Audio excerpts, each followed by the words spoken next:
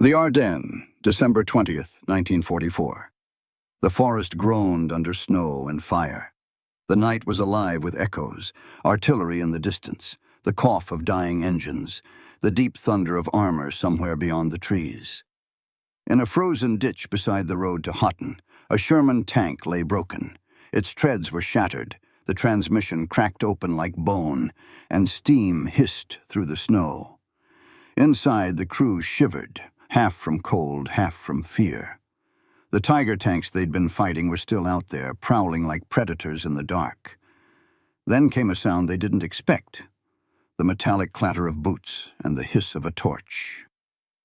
Sergeant Jack Hanley climbed onto the crippled hull, snow melting on his jacket, goggles reflecting orange light. He was the division's field welder, the man they called Torch. He carried a portable acetylene rig on his back and the attitude of someone who didn't know what impossible meant. "Can you fix her?" the gunner shouted. Hanley looked at the torn drive sprocket, the warped armor, the cracked housing leaking oil. "She's ugly," he said, "but she's breathing." He pointed at the wreck of a Panther tank smoldering 50 yards away. "German steel's still warm, let's borrow some." The other men stared at him. "You're crazy." "Maybe," Hanley replied, striking his torch. "But crazy's faster than dead." He trudged through the snow toward the Panther's carcass, sparks from his torch lighting up the night. Bullets cracked overhead, snapping tree branches. The torch hissed louder, slicing through armor thicker than his own. Steam rose as molten steel hit snow. Hours passed. When he returned, he carried chunks of enemy armor chained to a sled, his breath visible in the cold. He began welding the stolen steel to the Sherman's torn side, fusing German iron to American life. Flames danced across the tank's surface, and the smell of burnt metal filled the air. Hanley didn't stop, even when mortars fell nearby. "Come on, girl," he whispered. "You ain't done yet." When dawn broke, the weld seams glowed faintly under the frost. The tank looked monstrous, mismatched, scarred, reborn. Hanley wiped the soot from his face and smiled. "She's ugly as sin," he said, "but she'll fight like the devil." And that morning, a broken tank became a legend. Every army in the Second World War taught the same rule. When a tank breaks under fire, you abandon it. Armor that stops moving is already a tomb. It wasn't cynicism, it was arithmetic. A disabled tank in enemy territory couldn't be repaired fast enough to matter. Recovery crews needed hours, dry ground, and safety. The battlefield gave none of those things. In training manuals, the procedure was simple: destroy the radio, torch the gun, and retreat to friendly lines. A broken tank, they said, is a dead tank. But December 1944 was not a time for manuals. The Ardennes had swallowed entire divisions. Snow buried vehicles where they stopped. Frozen oil turned engines to stone. The German counterattack hit like an avalanche, and every working Sherman meant one more heartbeat between retreat and collapse. That's why Sergeant Jack Hanley refused to give up. He wasn't an officer, he wasn't supposed to make decisions, but he knew steel. How it bent, how it cracked, how it could be convinced to live again. He'd learned it in Pittsburgh, in a factory where sparks rained from the ceiling like snow. "If it melts, it mends," his foreman used to say. When the front collapsed, that lesson became his gospel. The Sherman he found that night was more than a wreck. It was a symbol of every limitation the manuals had written into stone. A cracked hull, a seized drive shaft, no spare parts, and no time. By all logic, it should have been stripped and left behind. Hanley saw something different. A machine that could still bleed pressure, still hold weight, still fight if someone believed it could. His crew thought he'd lost his mind. "You can't weld armor in the field," one said. "The stress will split it." Hanley grinned. "Not if the stress fears you first." That line spread through the platoon like wildfire. When everything else broke, the welder didn't. He turned defeat into a dare. That night, in the middle of the Bulge, One man decided that a tank was only dead if you let it die. It wasn't doctrine, it was defiance. And it would turn a patch job into a myth. Long before the Ardennes turned white with fire, the real miracle of the Allied war machine wasn't the tanks that rolled into battle. It was the invisible web that kept them moving. America had turned its factories into an organism that breathed steel and gasoline. By 1944, the U.S. Army was fielding over 50,000 Sherman tanks worldwide. Each one carried not only a crew, but an entire chain of support. Engineers, welders, machinists, transport trucks, and field repair depots that followed the divisions like shadows. The 3rd Armored Division called their repair teams Angels of Grease. Jack Hanley was one of them. Before the war, he'd worked at the Carnegie Steel Works in Pittsburgh, 12-hour shifts of molten metal and noise. He was a natural welder, the kind who didn't look at blueprints, just metal, and understood what it wanted. When Pearl Harbor came, he didn't enlist for glory. He enlisted because he knew that every war needed someone who could make broken things work again. His division's maintenance convoy was a miracle of improvisation. Trucks full of spare treads, acetylene rigs, compressors, salvaged steel, and coffee cans filled with bolts of every size. They could rebuild a tank suspension in a muddy field or weld armor in a snowstorm. Hanley loved it. "Factories can make tanks," he'd say, "but we make them mean." But by December 1944, that system began to crack. The Battle of the Bulge froze everything. Fuel lines solidified, hydraulic fluids turned to jelly, and engines refused to turn over. Tanks weren't dying from German shells, they were dying from cold. Mobile repair crews were stretched thin across shattered roads. Replacement parts were weeks away. And yet, frontline units still had to fight. That's when Hanley's type became indispensable. The field welder was the bridge between collapse and survival. Armed with little more than a torch, a hammer, and a sense of humor, he could turn a wreck into a weapon. His portable forge rode in the back of a half-track, held together by bolts that had seen 3 campaigns. He called it the rolling coffin. Inside, he stored German scrap, rusted armor plates, melted hull fragments, anything that could be welded. To him, there was no such thing as junk metal, only steel that forgot what it was. By the time the 3rd Armored pushed into Belgium, Hanley had welded 20 tanks back to life. Some lasted a week. Others survived the war. But one of them, the Sherman he rebuilt from the bones of a Panther, would make history. Because in that winter of ice and artillery, a welder's torch became as valuable as a cannon. War doesn't care about beauty, only arithmetic.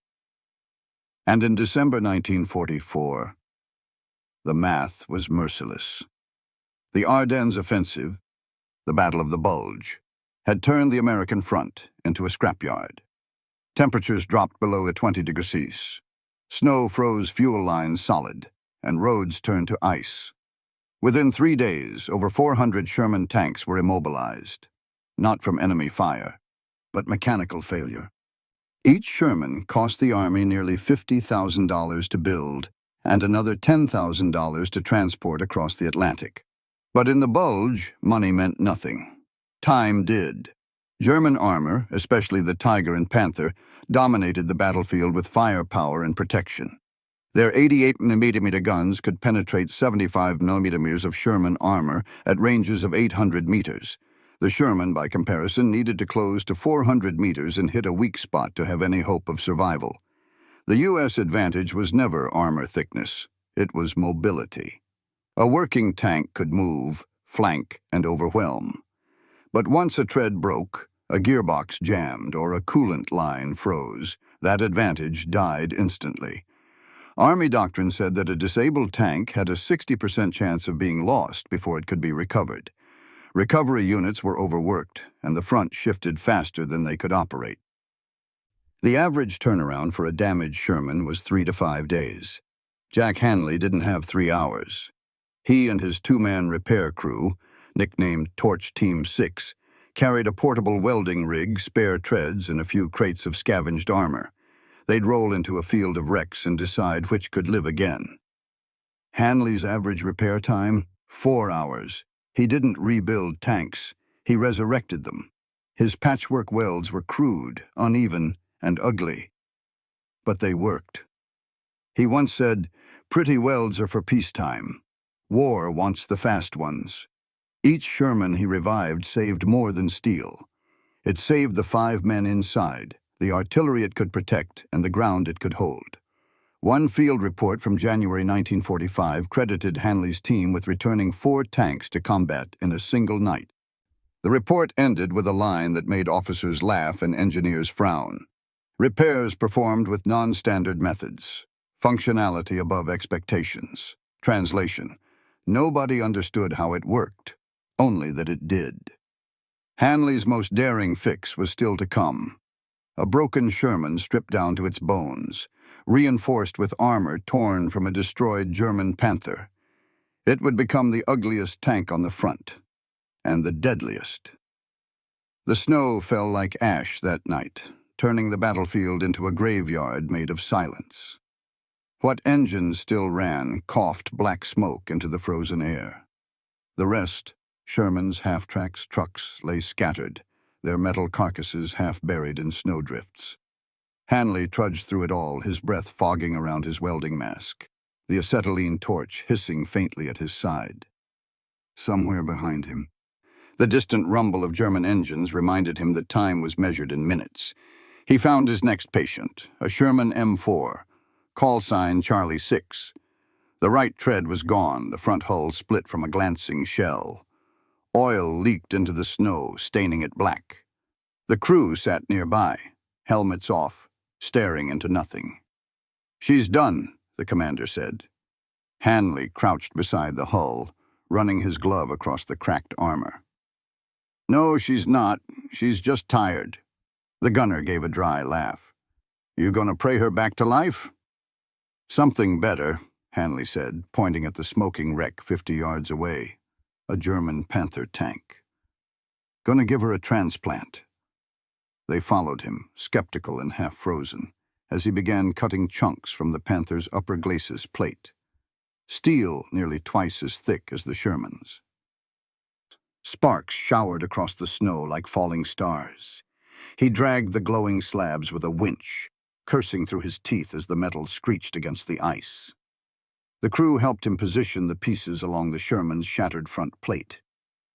"You can't weld that," one protested. "Different alloys. It'll crack."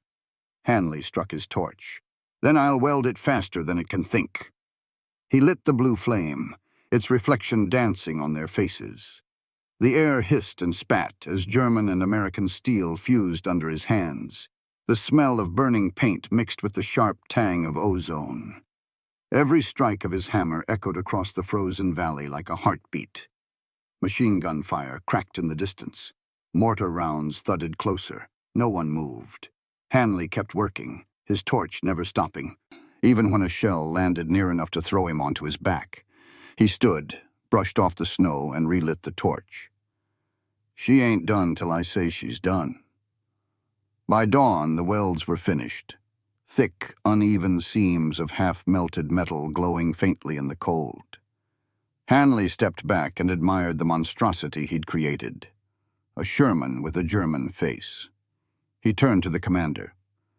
"She's uglier than sin, but she's meaner now." The crew climbed in, switched the ignition, and the engine coughed, sputtered, then roared. The tank lurched forward, treads squealing. The welds held. The crew cheered. As they rolled out, Hanley slapped the side of the tank and said, "Name her right. She's both sides of the war now." The gunner grinned. "What do we call her?" "Frankentank." That day, Frankentank rejoined the battle, a monster born from scavenged steel and stubborn will.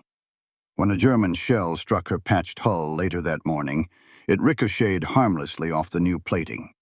Hanley laughed when he heard, "Guess the German parts remember which side they're on." When the smoke cleared and the engines cooled, the math of Hanley's madness began to take shape. His Frankentank wasn't just a lucky fluke. It was a working proof that desperation could outperform doctrine. The welds he'd made in darkness under fire were tested the next day. The tank rolled over frozen ditches, climbed a slope, and fired its gun without losing alignment. Engineers inspected the seams and found no cracks. The Panther plate had fused perfectly with the Sherman hull. The numbers didn't make sense. Different alloys were never meant to bond. Their melting points and tensile strengths were incompatible, but somehow the stress lines balanced. Hanley had welded chaos into equilibrium. The result changed everything for the 3rd Armored. Word spread fast, across the division, then across the front. Crews began scavenging enemy wrecks for armor plates, hatches, even suspension parts. One platoon built a Sherman with a German road wheel and called it the Hybrid. Another fitted spare armor from a destroyed tank destroyer. Commanders who once scolded improvisation started praising it. Official memos described these repairs as unorthodox but effective. The phrase became a quiet code for do whatever works. Hanley's patch triggered a chain reaction of field ingenuity. Within a week, his single Frankentank repair had inspired 6 more battlefield revivals. Mechanics stopped waiting for supply convoys and started thinking like blacksmiths. They welded, hammered, and rebuilt their way through the Bulge. The front held not because of perfect design, but because of flawed, furious invention. Later, Allied engineers analyzed Hanley's welds and found something shocking. The heat from the torch had annealed the metal unevenly, creating zones of compression that absorbed shock better than standard armor. His crude, uneven seams were stronger than the factory joints by 17%. A man with no metallurgy degree had out-engineered the designers. By the time the offensive turned in January 1945, Frankentank was still fighting. She'd taken 4 direct hits that would have crippled a normal Sherman. Hanley's seams held every time. The weld that began as madness became math, proof that under pressure, chaos could create its own kind of logic. And in the field reports that followed, one note appeared again and again. If it moves, it fights. January 1945. The snow around Houghton was gray with ash and metal. The 3rd Armored Division was pushing back yard by yard through the wreckage of burned-out villages and shattered pines. German resistance was fierce. Every crossroads hid an ambush, every ridge a waiting gun. Leading one of the spearhead platoons was Frankentank. Her mismatched plates gleamed dull under frost, the welded seams scorched black from battle. Inside, the crew rode half in disbelief, half in pride. Their tank should have died 2 weeks ago, yet here she was, rattling forward, still breathing. The order came through the radio. Advance and hold the junction. Hanley, now riding in a half-track behind them, followed close enough to see his creation in motion. He watched as Frankentank rumbled across a clearing and took her place at the front of the column. Then the ambush came. A German Pak-40 anti-tank gun opened up from the tree line, the first shell shrieking across the snow and slamming straight into Frankentank's front hull. A flash, smoke, then silence. The crew braced for death. But the tank didn't explode. The shell had struck Hanley's welded Panther plate. Instead of penetrating, it left a crater the size of a fist and bounced away into the forest. Inside, the driver yelled, "We're still here!" "Then shoot back," the commander shouted. The gun roared, the barrel jerking with recoil. The second shot hit the German position dead on, scattering debris and silence. In the rear, Hanley exhaled and muttered, "Guess she passed inspection." The platoon advanced, momentum regained. One by one, the Shermans rolled through the gap that Frankentank had opened. Every man who saw it believed a little more in madness that worked. By afternoon, Houghton was in Allied hands. When the officers tallied the day's results, they wrote that Frankentank had absorbed 4 direct hits, including one from a Panther's 75mm gun, none of which penetrated. Someone scratched a message into her armor with a knife. Built by torch, lives by luck. That night, the men of the 3rd Armored Division gathered around her in the snow. They passed around cigarettes, laughing in the dark. One tanker said, "If the Germans could see this, they'd think we were out of our minds." Hanley just smiled, the torch still slung across his back. They're not wrong, but the numbers were on his side. His crazy patch had held again. And in the Ardennes, that counted as a miracle. From then on, whenever a Sherman broke down or caught a shell, the crews had one question. Where's Torch? Because every time he showed up, something dead remembered how to fight. March 1945, Cologne. The city was nothing but dust and echoes, its skyline pierced by the jagged bones of cathedrals and factories. The 3rd Armored Division rolled through what was left, engines rumbling between walls still smoking from artillery. And leading the column again was Frankentank. She looked like a survivor from another world. Layers of blackened steel, German plates fused to American armor. Weld seams like scars that refused to fade. Each patch told a story. One battle, one miracle. Hanley rode beside her in a jeep, his welding torch now stored in a wooden crate. His work was over, or so he thought. At a checkpoint near the Rhine Bridge, a team of ordnance engineers waved them down. They had heard the rumors of a hybrid Sherman that had deflected German fire. Now they wanted to see it for themselves. Hanley climbed down, his hands still black with soot despite months of washing. One engineer whistled as he circled the tank. Jesus, Sergeant, this thing's stitched together like a quilt. Best kind, Hanley said. Quilts keep you warm. They examined the welds for hours, measuring, tapping, noting. What they found defied both theory and training. Hanley's seams had fused the two alloys, U.S. rolled homogeneous armor and German face-hardened steel, in a way no one had thought possible. Instead of cracking under vibration, the seams had formed microbands of tempered steel. The crude welding had accidentally created a self-hardening layer stronger than the original. In other words, the battlefield had invented metallurgy. An engineer wiped his glasses and said, "You realize what you did here isn't supposed to work." Hanley grinned. "Guess nobody told the tank." They filed a full report, later archived under the heading Field Adaptations, Improvised Armor, Cologne Sector. The conclusion stunned the board. Hanley method demonstrates structural improvement beyond design tolerances. Recommend controlled study. Controlled study.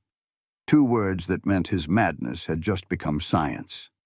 In April, before the war ended, the division received word. The Ordnance Corps had drafted new guidelines for frontline welding and improvised armor. The memo cited a single line from Hanley's after-action report. Metal is just fear that forgot how to burn. When the fighting finally stopped, Frankentank was too damaged to return home, but too legendary to scrap.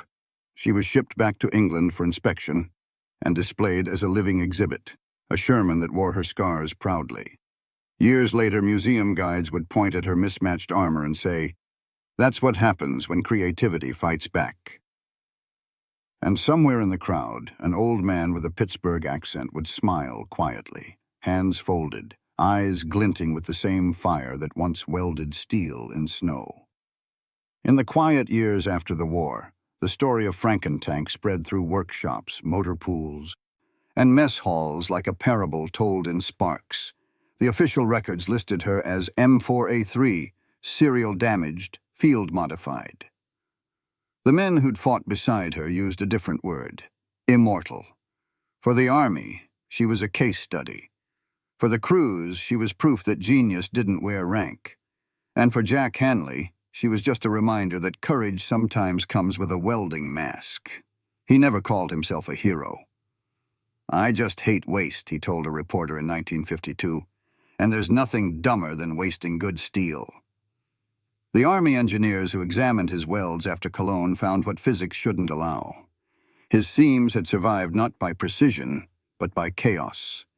Tiny imperfections had distributed stress across the plate, absorbing shock like layered fabric. What factory metallurgy called failure, field reality called strength. That was the paradox Hanley embodied. The man whose mistakes made perfection. In 1946, he received a small bronze medal, the kind given quietly to men who do the impossible without permission. It was engraved, "For exceptional ingenuity under fire." He kept it in a cigar box, never worn, never shown. When asked what he'd learned from the war, he said that every rule's written by someone who never had to fix it. The Frankentank itself still exists, a silent relic in a Belgian museum, its German armor welded to American soul. Visitors walk past and see only a broken tank patched together by madness. But welders see something else, a kind of truth. Because in that winter of 1944, one man proved that metal isn't just forged in factories. It's forged in fear, in cold, in stubborn refusal. Jack Hanley didn't just fix a machine. He fixed the idea that broken things can't fight back. The snow melted, the war ended, and the sparks of Sergeant Jack Hanley's torch faded into history. But his welds never did. They still hold cold, silent proof that in war, genius isn't about rules. It's about refusing to watch something die when you can still make it breathe. In the museums of Europe, Frankentank stands behind ropes, her armor mismatched, seams uneven, paint chipped by time. Tourists see a relic. Welders see defiance carved in steel. Soldiers see proof that madness, when aimed right, can save lives. Hanley never built a legend on purpose. He just kept working until the impossible stopped being impossible. Every flame he lit in the snow said the same thing. Broken doesn't mean finished.